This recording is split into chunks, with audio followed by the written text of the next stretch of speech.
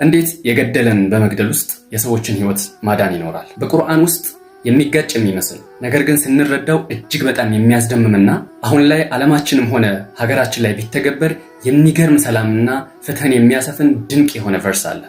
ይህም በሱረቱል በቀራ አንቀጽ 179 ላይ የሚገኝ ይሆናል ማለት ነው። የቁሉ ላሁ አዘ ወጀል በዕደ አዑዙ ቢላሂ ሚነ ሸይጣን ረጂም ወለኩም ፊል ቂሳሲ ሐያቱን ያ ኡሊል አልባብ ለዓለኩም ተተቁን። እናንተ ባለ አእምሮች ሆይ በአጸፋዊ እርምጃ ህግ ማለትም የገደለን በመግደል ህግ ውስጥ ህይወትን ትጎናጸፋላችሁ፣ ይህም ግድያን ልትጠነቀቁ ዘንድ ነው ይላል አላህ ሱብሓነሁ ወተዓላ። ጥበቡ ምንድን ነው? አንድ ነፍሰ ገዳይ ሌላን ሰው ሲገድል እሱም በህግ እንደሚገደል ሲያቅ ከመግደሉ በፊት ቆም ብሎ ያስባል፣ ፍርሃት ይገባዋል። በዛ ፍርሃት ምክንያት ወንጀሉ ሳይፈጸም ይቀራል ማለት ነው። በዚህ ህግ ምክንያት የተበዳዩም ህይወት ይተርፋል፣ የገዳይም ህይወት ሳይጠፋ ይቀራል ማለት ነው። ይህ ህግ ወይም ደግሞ ይህ ፍትህ የጥፋትን አዙሪት እጅግ ይቀንሳል ወይም ደግሞ ያስወግዳል ማለት ነው። አሁን በሀገራችን የሰውን ህይወት ማጥፋት እጅግ በጣም ቀላል እጅግ በጣም ተራ ነገር እየሆነ መጥቷል።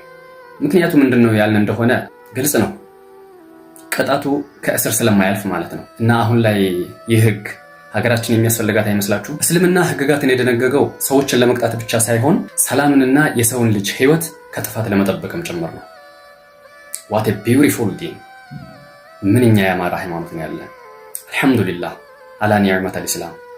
እስልምናን የመሰለ ጸጋ ለሰጠን አላህ ምስጋና ይገባው። እናንተ በዚህ ህግ ጉዳይ ምን ታስባላችሁ? ኮሜንት ላይ አስፍሩልኝ። አሰላሙ አለይኩም ወራህመቱላሂ ወበረካቱ።